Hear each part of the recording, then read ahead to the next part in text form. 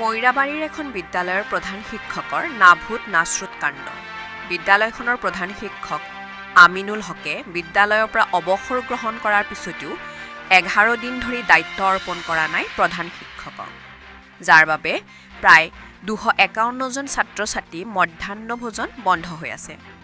এই বিদ্যালয়খনৰ নাম কছাৰীগাঁও মধ্য ইংৰাজী বিদ্যালয়। এই বিদ্যালয়খনৰ প্ৰধান শিক্ষকৰ দায়িত্বত থকা অৱস্থাত আমিনুল হকে বিভিন্ন শিতানৰ ধন আত্মসাৎ কৰি ব্যাপক দুৰ্নীতি আৰু অনিয়ম সংঘটিত কৰি আহিছিল বুলি ৰাইজে অভিযোগ তুলিছে। দুৰ্নীতি আৰু অনিয়ম পোহৰলৈ অহাৰ ভয়তে বৰ্তমানে এইগৰাকী আমিনুল হকে প্ৰধান শিক্ষকৰ দায়িত্ব সমজাই নিদিয়াৰ লগতে দিয়া নাই হিচাপ নিকাশ। সেয়ে ছাত্ৰ ছাত্ৰীৰ অভিভাৱক আৰু সচেতন মহলত তীব্ৰ প্ৰতিক্ৰিয়াৰ সৃষ্টি হৈছে। এইগৰাকী প্ৰধান শিক্ষক আমিনুল হকৰ বিৰুদ্ধে বিভাগীয় বিষয়েৰে ব্যৱস্থা গ্ৰহণ কৰাৰ লগতে অতি সোনকালে প্ৰধান শিক্ষক নিযুক্তি দিয়াৰ ব্যৱস্থা কৰিবই লাগে। দুপৰীয়াৰ আহাৰ খুৱাইছে আজি? খোৱা নাই। কিয় খোৱা নাই নাজানা? কেইদিন ধৰি নোখোৱাই? 2 দিন ধৰি নোখোৱাই। কিয় তোমালোকৰ হেডমাষ্টাৰ নাই? নাই। কোন ক্লাছত পঢ়া? 7ত। আহাৰ দিয়া নাই আজি দুপৰীয়া? কিয় দিয়া নাই? কেইদিন ধৰি নিদিয়ে? 2 দিন ধৰি নিদিয়ে। তোমালোকৰ কেতিয়া ভোক লাগিছে? স্কুলখনৰ নাম কি তোমালোকৰ? আজি আহাৰ দিয়া নাই দুপৰীয়া? যোৱাকালি দিছিল নে? যোৱাকালিও দিয়া নাই। কিয় নিদিয়ে নাজানা? কাকো দিয়া নাই? কোনো ষ্টুডেণ্টকে দিয়া নাই? ৰন্ধা বঢ়া কৰাই নাই? ক্লাছ পাতি হৈছে নেকি তোমালোকৰ?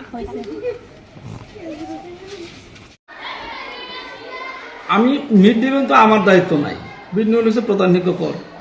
আজি আমাৰ প্ৰধান শিক্ষকজন যিজন আছিলে যোৱা 31 অক্টোবৰ তাৰিখে ডিপাৰ্টমেণ্টৰ পৰা চিঠি দিছে যে আমাৰ জ্যেষ্ঠ যে শিক্ষক সহকাৰী শিক্ষক তেখেতক প্ৰধান শিক্ষকৰ দায়িত্ব অৰ্পণ কৰিবৰ কাৰণে কিন্তু চিঠি পাইছে, কিন্তু সেই মৰ্মে এতিয়ালৈকে তেখেতে দায়িত্ব অৰ্পণ কৰা নাই কাকো।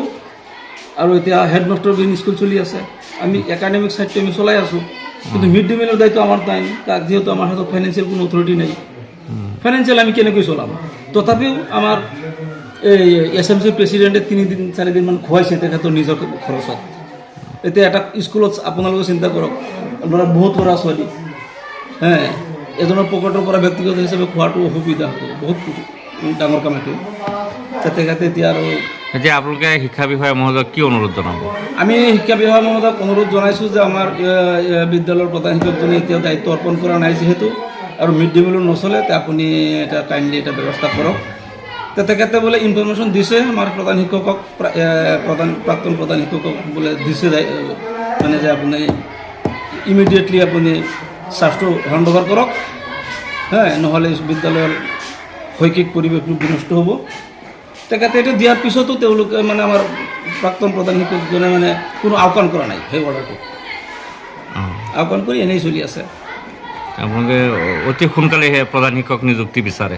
হয়, আমাৰ মানে কথা হৈছে কি, আমাৰ খালি স্কুল চলিলে নহ'ব নহয়, ল'ৰা ছোৱালীবিলাক খুৱাব লাগিব। কিছুমান ল'ৰা ছোৱালী সৰু সৰু ল'ৰা ছোৱালী, বাচ্চা ল'ৰা ছোৱালী নাখাই আহে, আৰু গভৰ্ণমেণ্টে দিছে এইটো ল'ৰা ছোৱালীৰ কাৰণেই।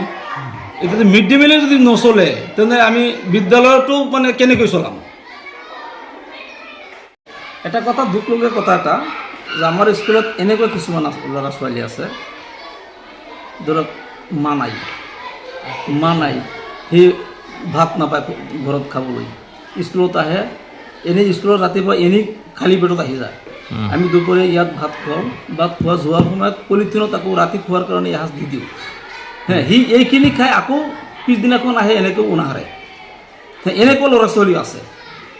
ইমান শিশু ল'ৰা ছোৱালীবিলাকক আজি আমি আমাৰ শিক্ষকবিলাকে আমি কষ্ট দি আছোঁ, তো এইটো মানে সহ্য নহয়। মানে আজি কেইদিন ধৰি মানে এই কেইটামান ল'ৰা ছোৱালী আছে, এইটো দেখিলে আপোনাৰ চকুৰ পৰা চকু ওলাব, এনেকুৱা কিছুমান ল'ৰা ছোৱালী আছে।